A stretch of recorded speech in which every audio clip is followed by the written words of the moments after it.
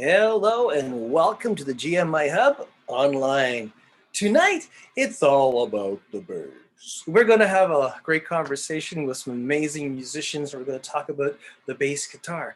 Who could have thought that 4 strings would be a big deal? This is the second video that we're doing on It's All About the Bass because we really didn't get into the full conversation. There was so much to talk about. Anyways, just want to remind you that the GMIHub online is here for you to check out. There's a library of videos we have. I want you to subscribe if you haven't already. Hit the notification bell and don't forget to hit that thumbs up because we like those likes. And we also have our website, which is gmihub.ca. And if you go check that out, you'll see all the many things we offer and we do. We have right now going on an access for Backstage Pass. Let me tell you about Backstage Pass. What that means is after we go off air, we have an opportunity to have you join us on our Zoom. And how do we do that? Well, simply you have to go in, you have to put your email in. You'll see if you go to our gmihub.ca, you'll scroll down and you'll see, just give us your email and we'll be able to send you the link. So for the next time we do the Backstage Pass, you'll be able to log on and be part of that. And also, we just want to just take this time to thank you so much for joining us. It's so much, it's great to have you with us. And we enjoy the fact that we have this platform. So we want to thank you for that. And let me just start off by saying, my name is Dale Borland.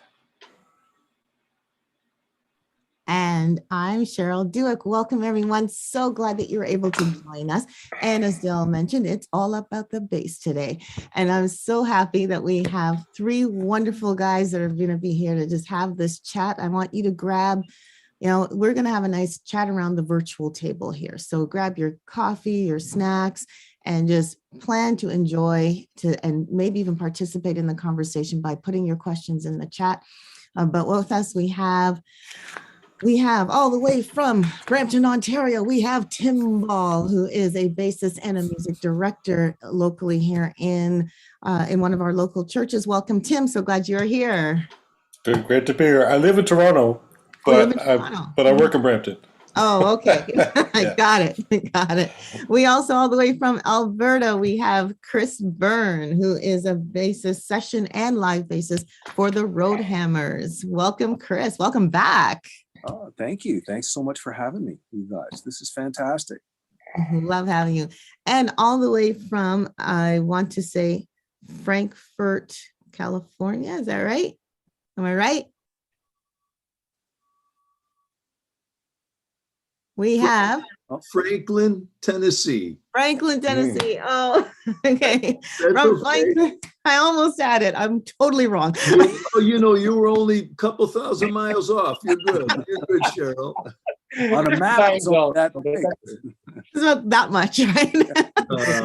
We have I want to say a legend here. We have Ric Cua, who is a singer, a songwriter. He is a bassist and an ordained minister. I am so happy to have Ric here. Welcome, Ric. Thank you for joining us. Thanks for having me. So, go ahead. Just saying, we want to open up and we're talking about the bass. Now, normally a bass guitar is popularized by the 4 strings that it has, but that's not always the case, is it? I had the chance to actually sing with Tim Ball, who was playing the bass, and I looked at his bass and it was, how many strings from that? 6? Was that crazy bass? There was 6 strings, yes. That's what I prefer. What's it all about? You can do chord progressions on that, right? I can, but guitar players don't like it. But yeah, it's just I've been in the place in my life for the past decade and a half where I just wanted to have one bass, and I figured if I'm gonna have a bass, I want to have all the notes that I need. I don't have to use them all the time, but all the low notes and all the high notes. That's where I ended up. It just blows my mind when you say, okay, 4 strings is enough, but nah, 6 is better, Mm-hmm. I don't want to, yeah. I know there's lots of opinions on that, so I don't want to say anything. All of us 4-string players, we admire you. We have 6-string envy. No. Nice one, Ric. But here's the thing: when it comes to recording, do you find a 4-string is enough? Like you're settling back into, or is it just the song that makes that the difference between what you're playing with? Was that to me? To anybody, do you have a four-string bass and you have a six-string bass? What makes you decide in the studio one over the other? Well, for me, for example, I only have 4 strings to choose from, so I'm going to go with that. And what I learned a long time ago is that I have such admiration for so many amazing players, 5-string players, 6-string players, but I do the thing that I do, and I decided that there was a point, again, maybe a few decades ago, where I didn't reach beyond. I reached beyond, but within the confines of what I have with my 4 strings, you know? So for me, do you settle in with a jazz bass or a P bass? What's your comfort zone? I have a 64 P bass that was my first bass that my grandmother actually bought for me in 1964. And I've made every record that I've made for myself or Phil Kagi or Stonehill or the Outlaws. Any of those records were all made with that instrument. Wow. I'm a pretty minimalistic kind of a guy. So again, admiration for the guys that go a lot deeper string wise and pedal wise and all of that stuff. That's awesome. And you still have this bass, your original bass? Yeah, I use it. I don't fly with it anymore. I have a Smart. a mid 70s Paul Reed Smith that I fly with. That's equally as lovely and valuable, but the Fender, I look after it a little different. Yeah. Chris, remind us, 4-string or 5-string bass? What are you? I have both, and I play both, but I not like Tim. I've tried to play a 6-string, and it was like, like that high C string just really messed me up. But yeah, I usually, if I'm on a session, I'll travel with at least 1 5-string and a handful of 4 strings, and sometimes an 8-string, which I brought in, which is like it's the same principle as a 12-string guitar. So it's like it's EADG. So it's really double only strings all the way down. Yeah, but double each string. So it's just a thicker, more.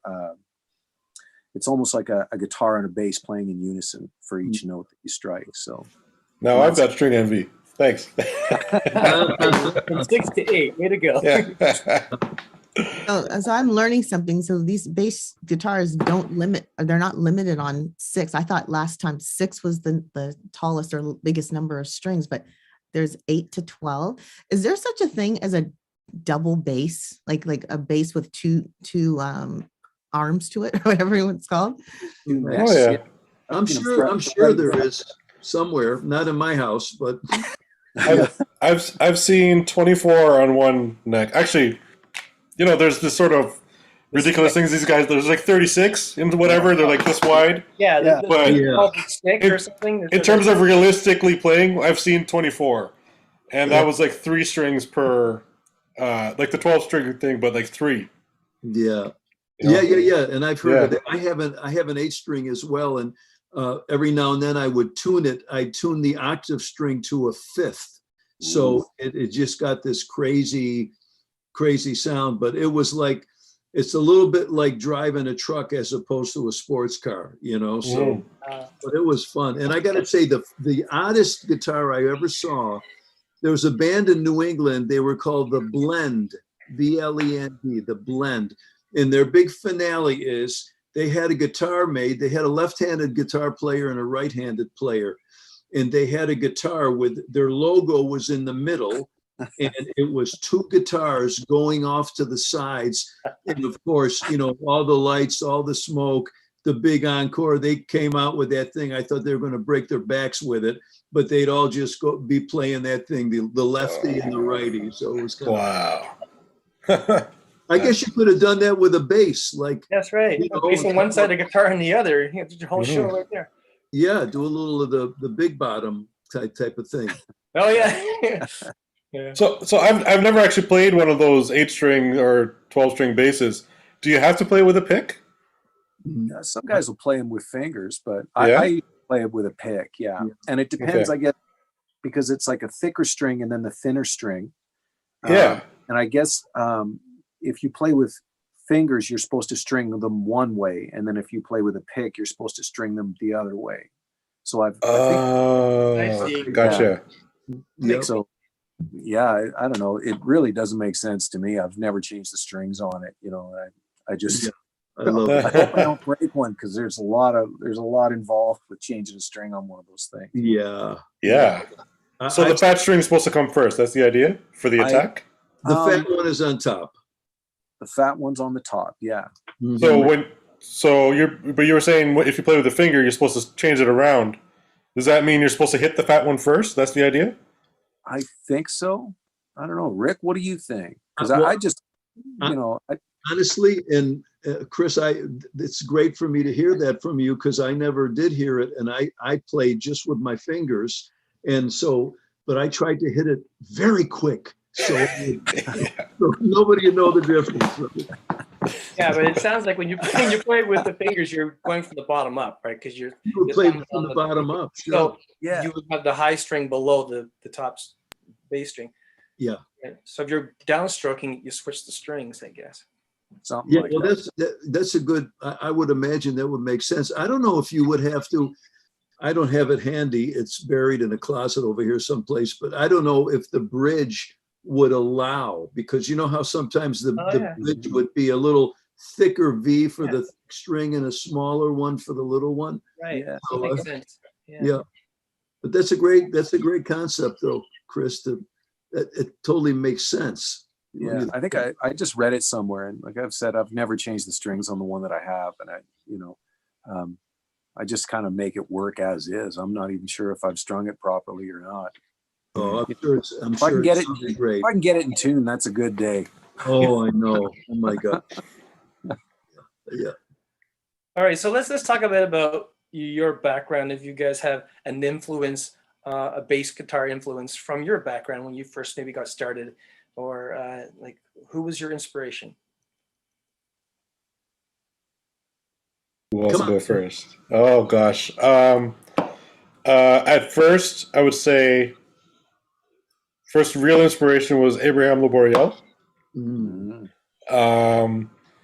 And then when I really started to get into gospel in like around 1994, Reggie Young, Reggie Parker, Terrence Palmer, guys from Detroit, New York, may or may not have heard of them, but just really, they be putting things in songs that you think they shouldn't be, but it still really works. You know what I mean?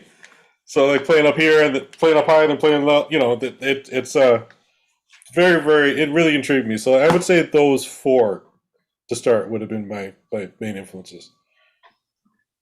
Interesting. Any of those guys start making you play a 6-string bass? Was that Reggie Young is the one, because I'd be trying to play along with the CD, and I'm like, okay, how's he? Okay, I can't, because he'd be playing sometimes the low note and the low string and the high string at the same time, like a chord that far apart. I'm like, okay, that's not open string. So how is he doing that? Or just playing way up here, and I'm like, okay, I think I got a 6, because that's what really pushed me to go. Actually, there's a specific album. He actually produced the album. It's a choir album, but he produced it. So, it got extra bass stuff in it.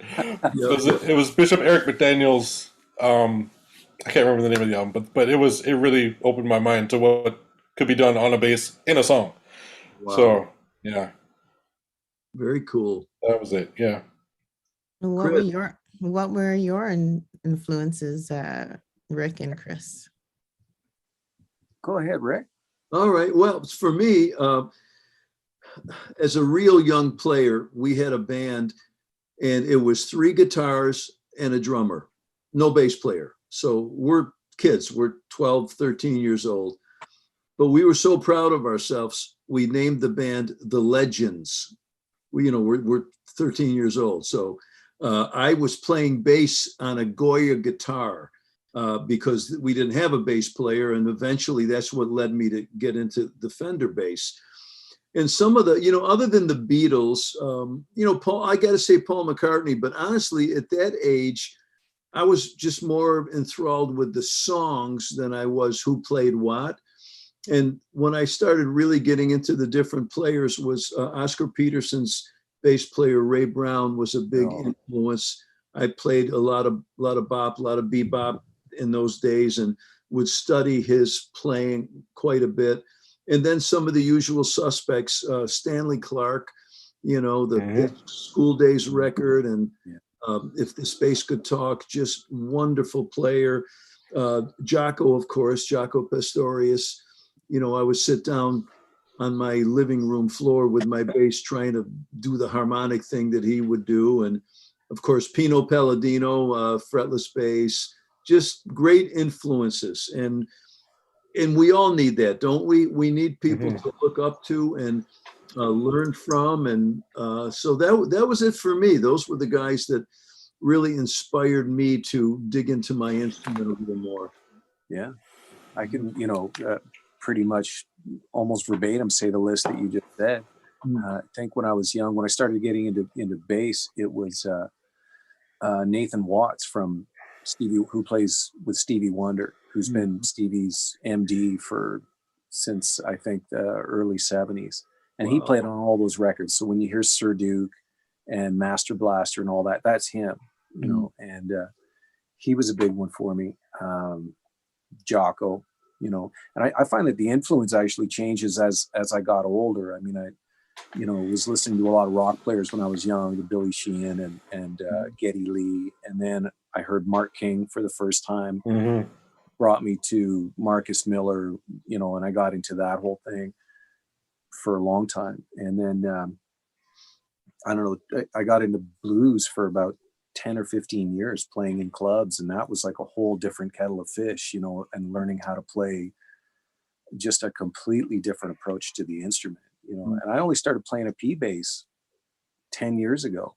And it's like learning a whole new instrument. It's like the approach and the sensitivity and the sensibility of it is completely different than every instrument that I'd owned previously. So I'm constantly learning, and like you had mentioned Pino Palladino, when I got into fretless, these guys they're crazy good at their instruments, but each one of them has also spent a lifetime, just perfecting what they do, and here I am just trying to figure it out in a week. It's not really going to happen, but if I can just nip, a little bit from them, Yeah. That was kind of my story. I had probably a 76 Fender fretless, but man, I sounded great all by myself.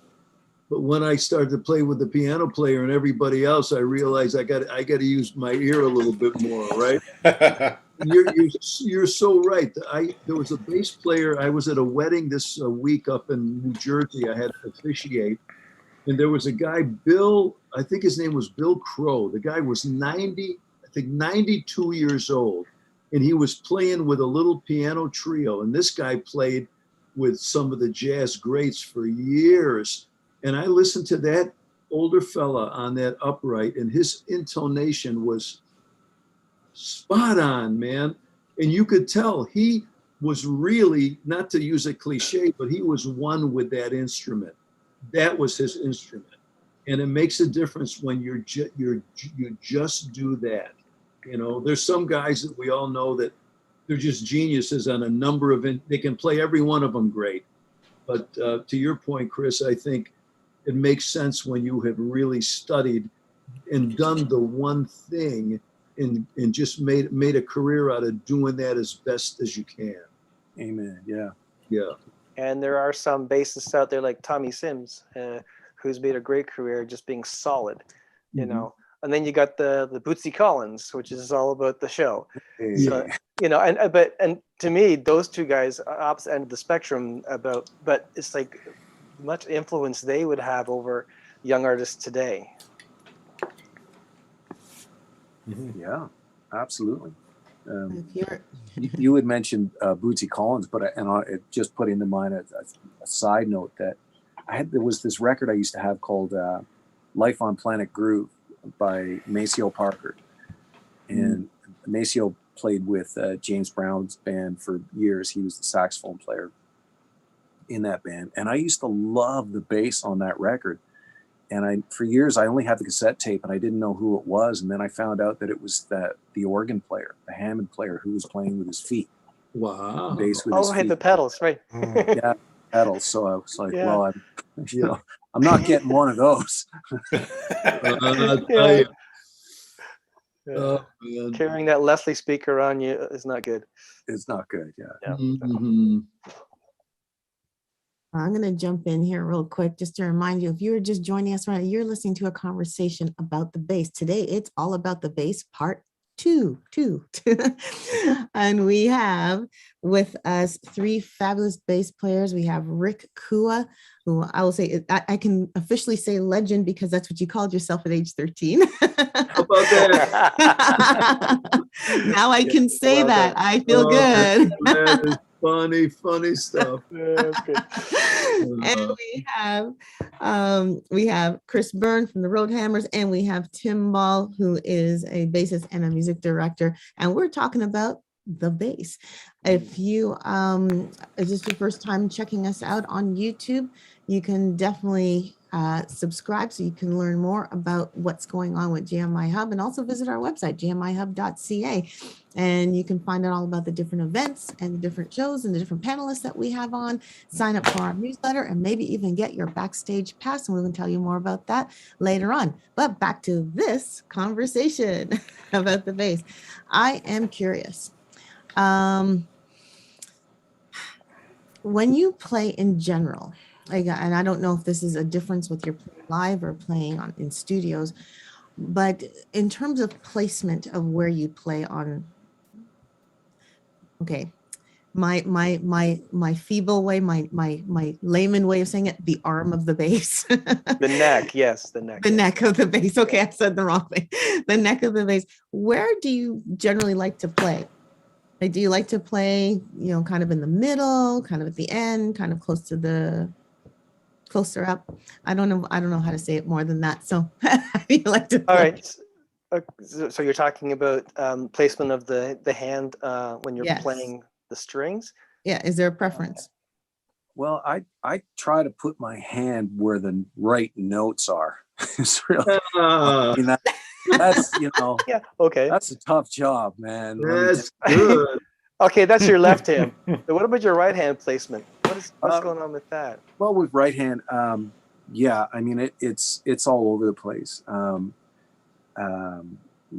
If I'm playing a precision style instrument, generally it'll sit behind the pickup, and then for softer passages, you'll play it further up because it's less attack, of course, and then I figured out this thing on a Hofner instrument, that if you play it like way up past the 12th fret and you really yank on the string, like there's so much give, there's no tension on those strings at all, that it doesn't sound like an upright, but it sounds like an upright plugged in, if you know what I mean. Like it sounds like a pickup plugged into an amplifier.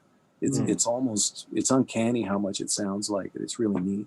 So when you're getting in the middle of the string, perhaps you're getting more range of movement. Is that what you're trying? Oh yeah, Yeah. big. Yeah. Yeah, it's almost like there's no attack to it. It's just sort of like the Really? envelope, just the bloom. There's not really much of an attack. But the trick is to play it really hard. Like it's Right. not a soft touch. It's So a you're really snapping it off your fingers, right? it's just like those guys when they're Yeah. playing, which I Exactly. cannot play at all. Like those things are way too much for me.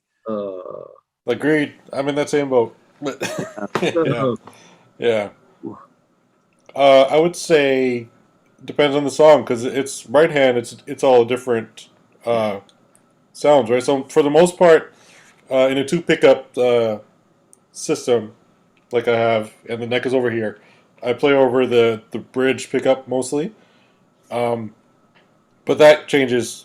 If I gotta play a reggae song, I'll play past the neck pickup, because it's a much fatter, rounder sound, like more open sounding.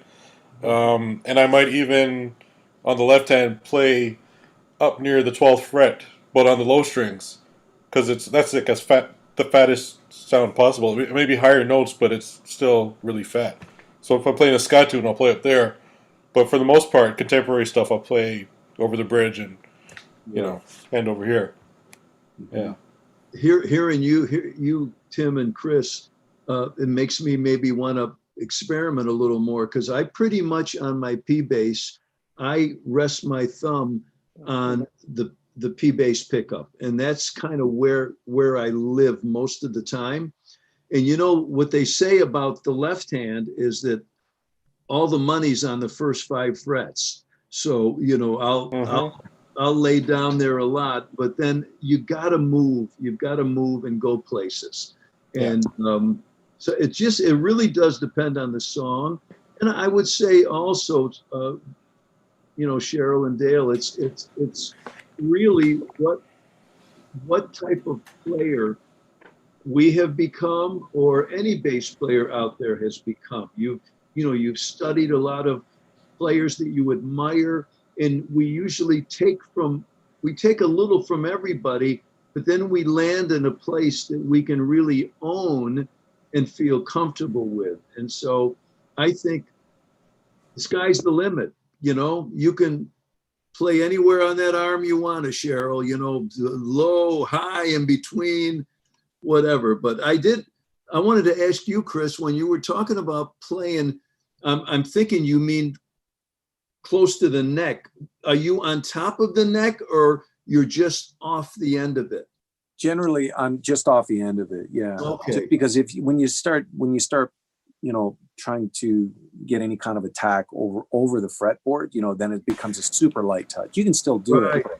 You know? I'm going to try that. I love that. Yeah. And the Hofner's the one that has the pickup right there, right by the bridge. Yeah. Yeah. Okay. So that makes sense. Yeah. Yeah. It's where it is in you know, what do they call that? The scale.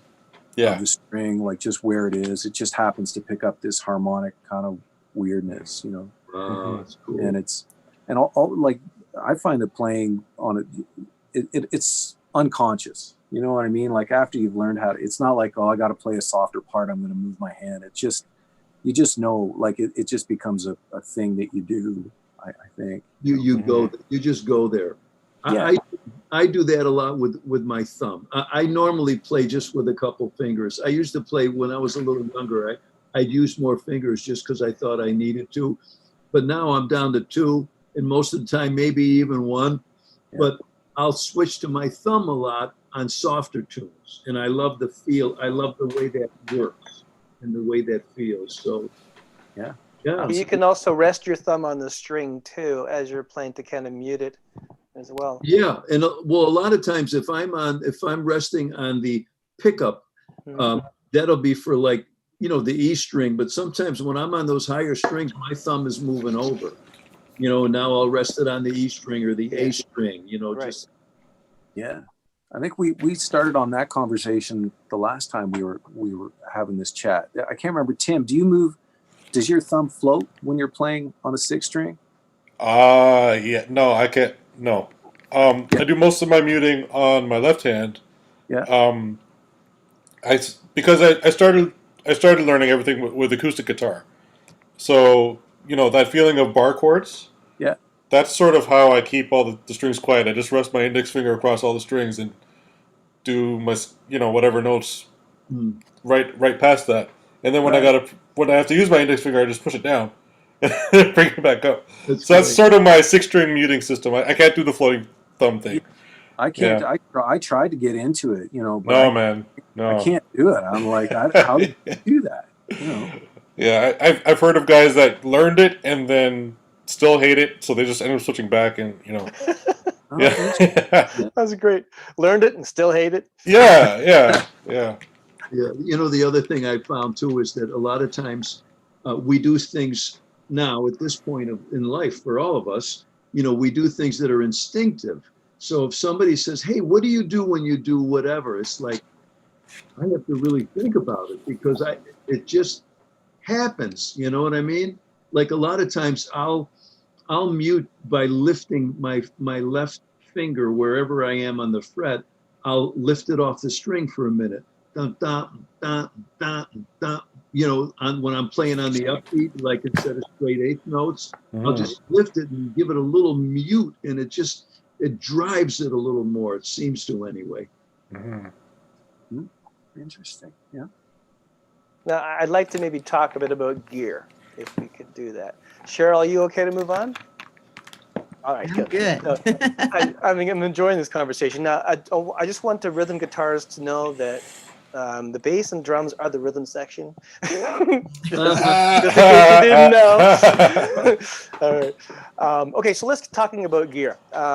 So what currently do you like to play with as far as your board, your gear, your amp, your pedals, whatever? Talk through that with us if you could. Let's start with Tim. Oh gosh, it's interesting question because I just got a new multi-effects pedal. All right. Sort of gifted to me, so I'm very happy about that. Oh, nice. But what I was playing on is a Boss multi-effects pedal, the old one, the ME20B, just for compression and a little bit of EQ. Sometimes I'd use delay and reverb, but when the guitar player's not looking. And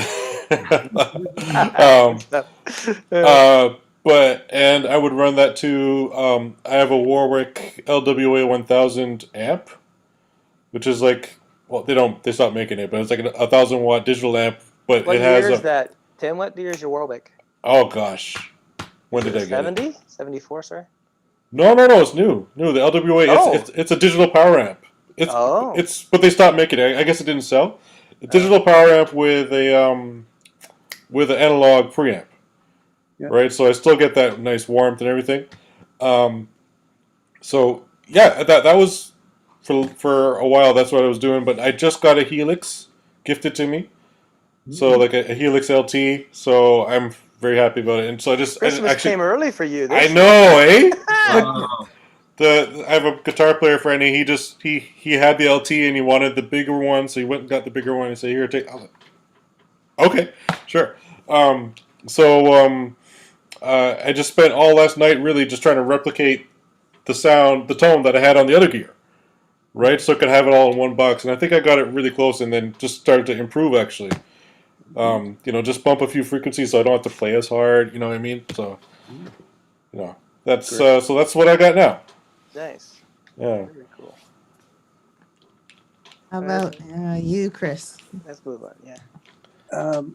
In terms of gear that I'm using these days, when I'm flying, I'm kind of like Rick. I don't fly with any expensive instruments, but with the Roadhammers, I travel with a couple of Epiphone Jack Cassidy basses, which I find for that band is perfect. They work great, and I'm not too worried about them when they go in, in the belly of the plane. And I play through whatever they give to me, which is generally Ampeg, the festival or whatever rig that's there. But in the last couple of years, I've been bringing, speaking of digital power, is a Mesa Boogie bass head that I carry. Cool. Just put that on top of the Ampeg, and usually I request 2 of those fridges, and not because it's louder, but because it's cleaner. You know what I mean? Like I don't have to run the push amp it. hard. Yeah. I get you. Hard that it starts distorting. It's like I can get it to be clean, and that's the live situation anyway. So you reminded me of whenever I was in a band. I was playing drums in a band, but their bass guitarist had a G&L 5-string, and then he had a Trace Elliott, and with the full setup, and we were in a side stage. Well, the main stage got wind of us having this Trace Elliott. So guess what they did? You guys finished? Okay, can we borrow it? Yeah, that's great. Is that the green one, the Trace Elliott? Yeah, the one with the neon green. Yeah. Yeah, that was a great little lamp. Oh yeah. Yep. They're still in business too, those guys. Mm-hmm. Wow. They're still making them. Yeah. Doesn't surprise me. They're really good. Yeah. That's cool. When I was, is it me now? Am I up? Yep. Okay, so when I played with the Outlaws, they had a PV endorsement, so they had stacks of PV stuff, and there was an amp company called Legend. Not to overdo the Legend thing, but here we go again. Yeah, there was an amp company in Syracuse, my hometown, Syracuse, New York, and I just had them. I had them make Legend cabinets for me because I loved the way it looked. It was oak with the cane, very simple to the Mesa Boogie stuff. And so I used that for a while because it was just what they carted around. And now I've got a Gary and Kruger 1001 RB head with a 212 bottom, a Neo bottom.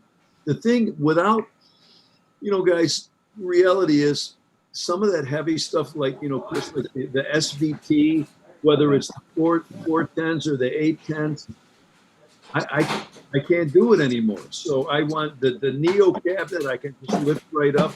The 1001 RBs like this big, and it works well. But I also have a Mesa Boogie 400-watt tube head that I love. Weighs a ton, but I love it.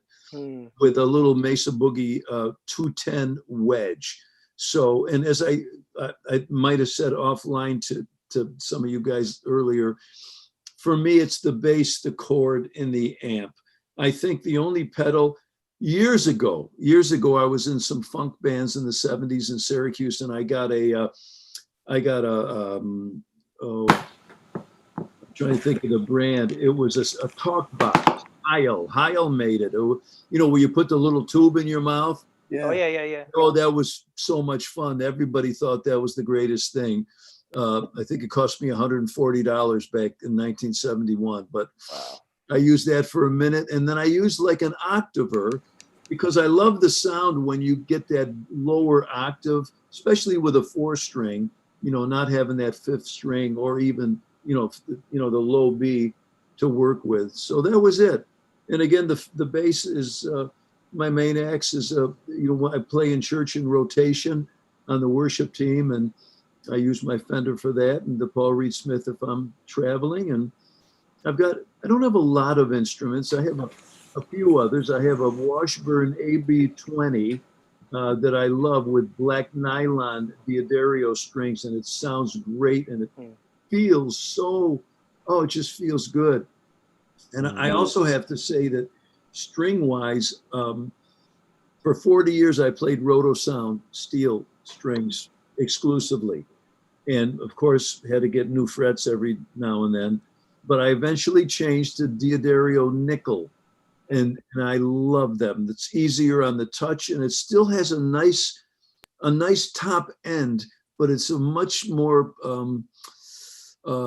polite kind of a string. You know what I mean? So that's about it. Yeah, nickel is definitely a lot more polite. It's a softer thing, and it's my favorite sound. I like it more than steel, generally. Yeah, me too.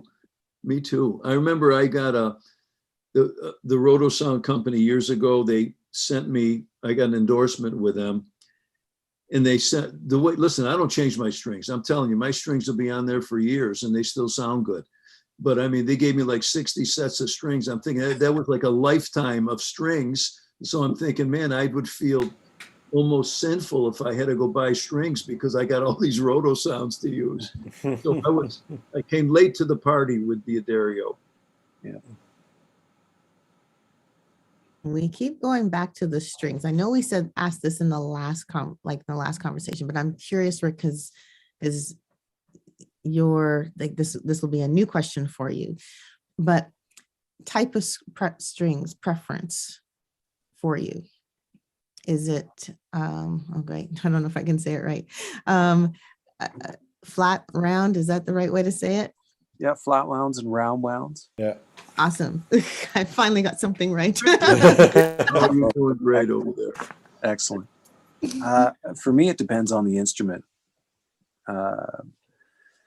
There's certain instruments that sound great with flat wounds and certain instruments that sound great with round wounds. And then I've really gone down the rabbit hole on this one. I got to tell you, like there's, I like flat wounds on this one.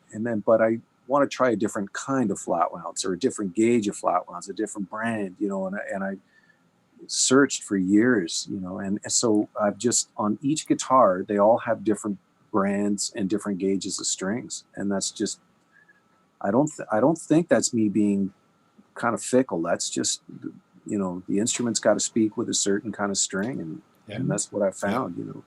Yeah, Jan? I've been stuck on DR strings for Right. 15 years, well, maybe Yeah. 12, 15, whatever. And I was I was playing with lowrider nickels for a long time. And I'm very happy with them, but for some reason my bass, like 34-inch scale, and I like the action really low, it just wasn't enough tension. Because I find the lower action, the more tension you need. Yeah. So I switched to DR DDTs, which are meant for tuning down, so they're a lot stiffer, right? And which actually kind of worked out because around the same time I put a drop tuner on my B string, so I could play low A's, right? Hey! You'd be surprised how many times. This guy's Wow. No, well, okay. What's the lowest note on the piano? Right? Okay. the piano's right here. I was gonna. But On wow. the B string on top of it. I've got Then a you good got- shot on one of my basses. Drops the E to the D, you know. Right. Yeah. Oh, okay. This may surprise you, but I got tired of being asked to play a low B flat and not being able to. Okay. And Okay. it happened a lot. It happened a I lot. get it. No, I get Wow. it. Right, 'cause I mean, especially if you're playing gospel music, I mean, Yeah. a lot of stuff is E flat, B flat. you know? Yes, exactly. Yeah. Absolutely.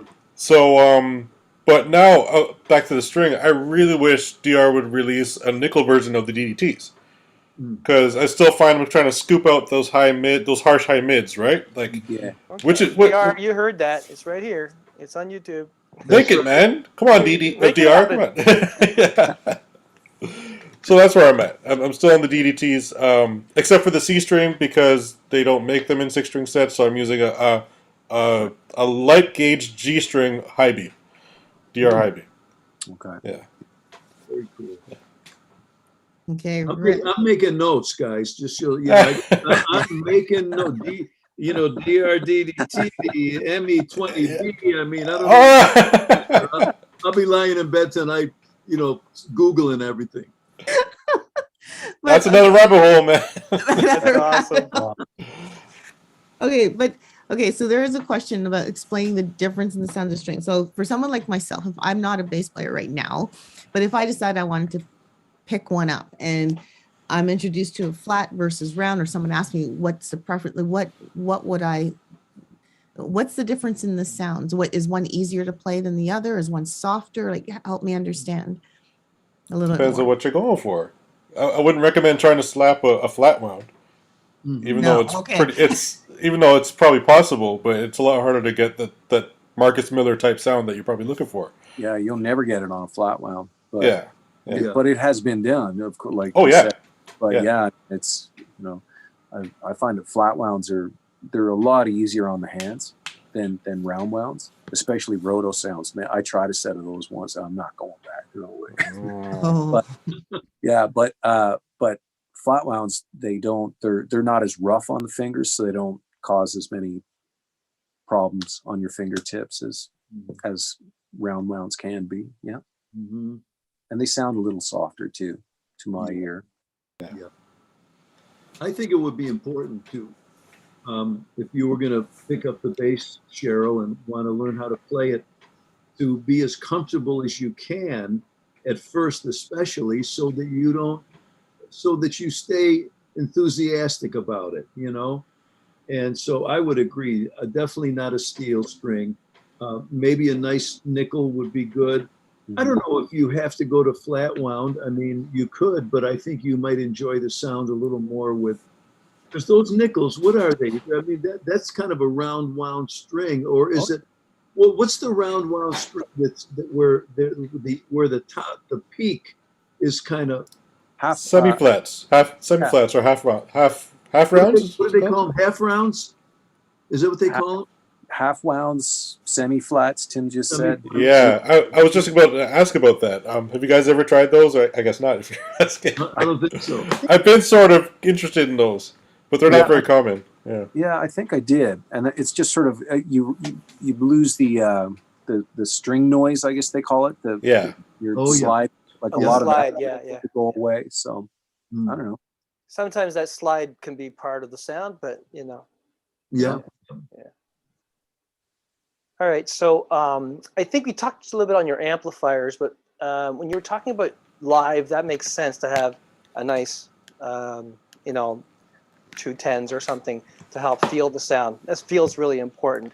Let's talk about recording. When it comes to recording, is there a certain way, like the DI, or how do you like to record with? And I guess that depends on the song, what instrument you would use. But you don't generally want to have a lot of noise where you're at. So your strings may be another thing to consider. I kind of envy you guys because you guys are talking about amps, and I haven't played with an actual amp in a few years, except for music in the parking lot. That's right. We would play that game. Because you know, just going from church to church to church, everything is in ears, right? Yeah. Right. So luckily, I haven't had to lug, you know, a cabinet, but you know, I grew up playing with leaning my back up against a 15-inch. Mm-hmm. So without that, I find I'm really digging to feel a low end, like subconsciously. Mm-hmm. So I ended up buying a backbeat. I don't know if you ever heard of that. Oh yeah. I was just going to ask you about one of those. Yeah. Yeah. Actually, Dale, you were there when it malfunctioned. I remember that. Yeah, you're backbeat. Actually, so I had to send it back, which is very rare. They have a good reputation. So I had a fluke. I just got it back today, actually. Okay. But what it is, it's pretty much like a rumble pack, almost like a wearable subwoofer. So you can put it on your strap or on your belt, and it just replicates the feel of standing in front of a 810, pretty much, or a 410. Yeah. Mm-hmm. And the beauty of that is you get to walk around and have this, pretty much have the cab on your back. Yeah. And with a good set of in-ears, with a whole range of sound, it's pretty good. It's pretty good. I'm almost starting to prefer it than an amp because, you know, as soon as with amps, you sort of have to tilt it up if you're standing too close to it, or you walk away from it, then, you know, sound changes. But that's what I'm at now. That's cool. Yeah, that's great. That's interesting. And don't they have like those pads that you can actually stand on? I did that for a while too at my old church. They had one of those. It was called a butt kicker, and the drummer had one in the throne. Yeah. I find the backbeat is more realistic because, like, you're with the floor unit, having the vibrations only come from the floor instead of like from behind you is a bit inauthentic. You know what I mean? Yeah. So I guess ideally you'd want both, but I find having it on your back or on your, you know, person somewhere is kind of the closest I've come to replicating the feeling of an amp. Wow, that's cool, man. I know, eh? It's weird, and it's small. It's like it just fits in your thing, and you just. And who makes that? It's a company. It's called Backbeat. It's like the first of its kind. Okay. One word, Backbeat. Yeah. And it's Sorry, you're right. You know, you're talking about feel. That's probably the biggest missing element with the inner ear monitors. Yeah. I struggle with that so much because I love to have the sound and the feel, the vibrations, and so it's really important. Yeah, it is. What I struggle with sometimes with in-ears is when you're using in-ears with a big system with big subs. A lot of times to get the in-ears where you want them, you're going to kill yourself because there's so much outside sound and it's just so sometimes I'll take them out, or I've got these who makes them? Westone made them for me. They're like musicians monitors where in-ears where it's a mold and it's got a 9 dB, a 15 dB, and a 23 dB cut, little pucks like, and you can. So a lot of times, if we're using wedges, but I mean, listen, at this point, my ears have taken a beating, so I'll put in something with a 9 or a 15 dB cut, and everything comes down with the wedges. Otherwise, when it's loud, I can't. I'm not happy with the in-ears. If you've got a silent stage, even if you've got big subs, you've got a silent stage, that'll help out a little. But if you really want to take off a sound, man, pop out one of those in-ears. They do not like that at all. Oh yeah, yeah. So nothing personal, and you take it out. You know. Yeah. You do what you got to do. And that's All right, let funny. It's funny because one of our shows we actually had in-ear monitors, and they do talk about that, how people take the sound out, but it, like you guys are saying, it partly because they want the artists or the people on stage want to have that feel Yeah. of what's going on Totally. around them. So that's where the monitors, a good monitor engineer would actually have to say, okay, what is it that you need in your ear, and try to replicate that in your in-ears so that you can feel everything. Yeah. So very interesting that you're bringing that up. It kind of bridges the gap, because we are going to have that conversation again in a few weeks. So Yes, we are. Great. I just want to take this time to thank everybody for watching. We are on GMIHub online on YouTube, and if you haven't already done so, please subscribe and hit the notification bell for the next time we upload a video, and hit that like. That'd be awesome. Also, the website is www.gmihub.ca. Go check it out. All the stuff is on there, and we'd love you to just take the time to go and check it out. We also have a Christmas compilation coming up. We've got a whole bunch of great artists that put their submissions in this year for our GMI Christmas Family Christmas Volume 2. So we really want you to check that out. So you can go onto our website. Yeah, that'd be great. GMIHub.ca. nice. So, and back to our regular programming. Well, we are gonna actually going to be winding down soon. For those of you who are watching, a reminder about your Backstage Pass. If you have received it and you would like to use it, feel free to activate it right now while we have the last few minutes of our conversation. Okay. So we've talked strings, we've talked amps. Any Outboard hardware, anything else? You mean like pedals? Or I use their preamps, like a dual. Yeah. I use what's called a dual preamp for recording, and Okay. it's specifically for recording. And the reason why I got it is because when I go into studios and plug into whatever DI box they had there, and there was never enough bottom end for me. You know, on like an active bass is one thing, but on a passive bass, on a precision bass, it always sounded thin, and it was really hard to play to make it sound musical for me. So I was playing really timidly and soft, and I couldn't relax. So I started checking out preamps with EQs on them specifically, and I just came across this one called a Jewel, which are made in California by that's his name, Jewel. Last name escapes me at the moment, and this one has an EQ on it and a few, and it's a tube preamp. You know, I don't know if you can see it here. It's over there in the corner, but it just makes all the difference in the world. And you know, all the engineers that I've worked with just love this preamp. I mean, it's a really strong, warm sound, and if it's too high endy for me in my ears, I can just roll that back on the amp. You know, if I don't need it, don't do it on the guitar. And if I need more bottom end, I can just turn up the bottom end. And if those guys want to dump it later on, go into tape, they can. And yeah, makes everybody on the floor comfortable too. Drummers love it. Guitar players love it. That's Nice. cool. That's great. I do have a question that popped in from the audience, I guess. This is a question a little different. Nashville number system. As a session musician, do you need to know the Nashville number system? Absolutely. Positively.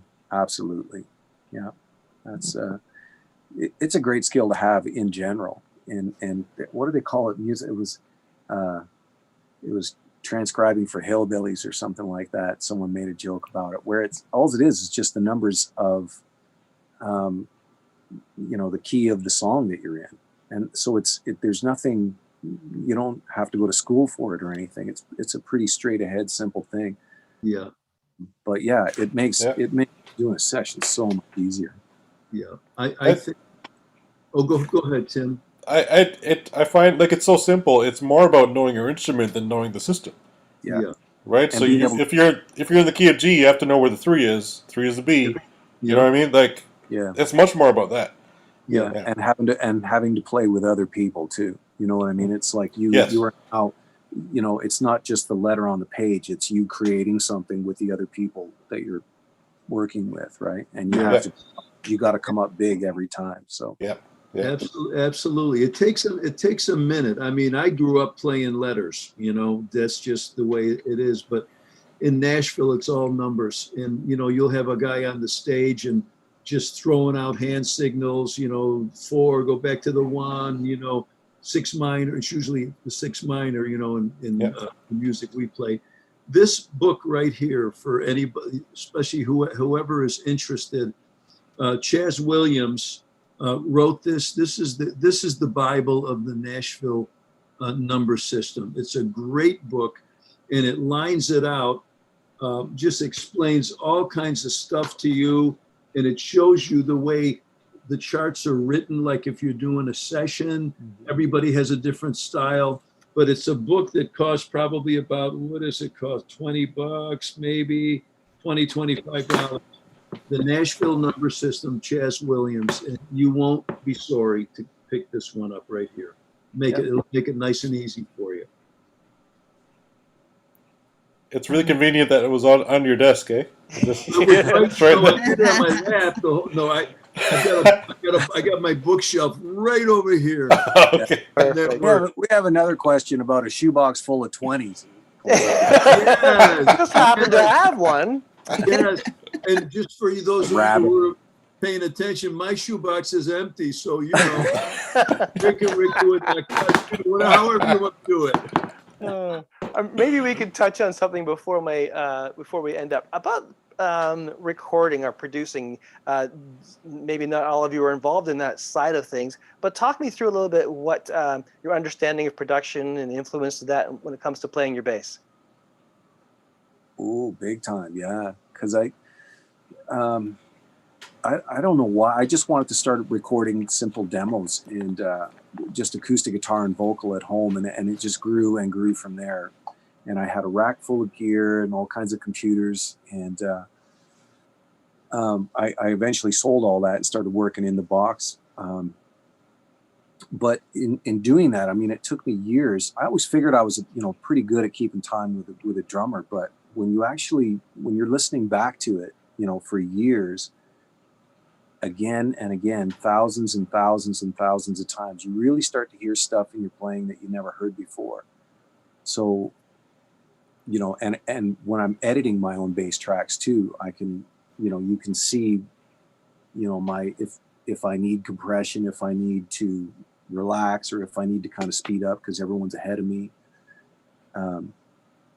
Yeah, it's you learn so much from being an engineer and a producer at, you know, going back to playing the instrument, you know, being a bass player.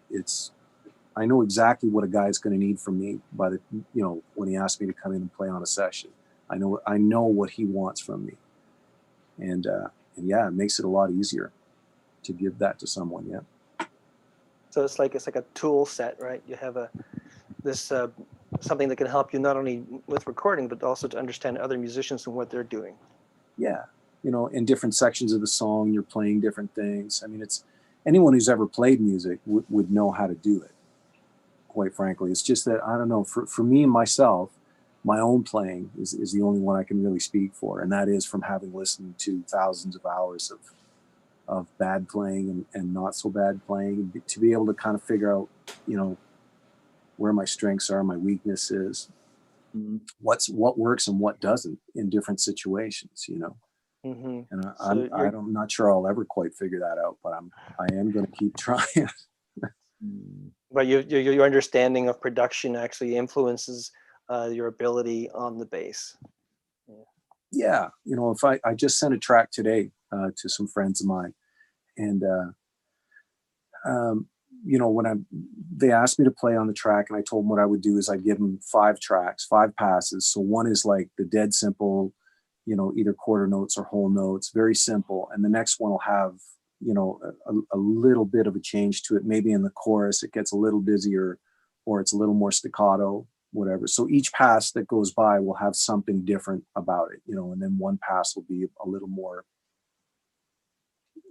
fly away than I would normally play. So that way they can edit anything they like from all those takes. Right. They can do the build and do it. That's great. Yeah. Exactly. Yeah. Like, That's awesome. That's awesome. It's thoughtful that you would take the time to do it that way too. Oh, thanks. Yeah, it's fun. It really is fun because it's like, because instead of just going, like, here's, look at all this stuff I can do, in one pass and send it to them, and they go, wait a minute, this is not. Yeah. No, good. That's good. There was a story, you guys may have heard this one. It was Chet Atkins. Somebody came up to him once and said, man, that guitar sounds so good, was raving about his instrument. And he took it off and he put it on the stand and he looked at the fella and said, how does it sound now? And the point there is, there's all kinds of gear out there, all kinds of great instruments, outboard gear, great amplification, and it's all necessary. But the main thing, keep the main thing, and that is woodshed your instrument, learn how to play, put the time into developing yourself as a bass player. Then you add that other stuff on, but the foundation of it is really where it needs to be. And I think, honestly, I'm sure for you guys here, Chris, Tim, and other bass players watching, this is what we all did.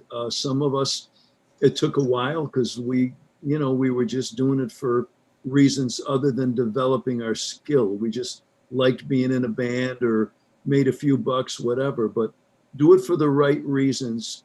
Pour yourself into it. And my father told me once, he said, he was a guitar player. He says, Rick, if you play bass, you will never be out of work.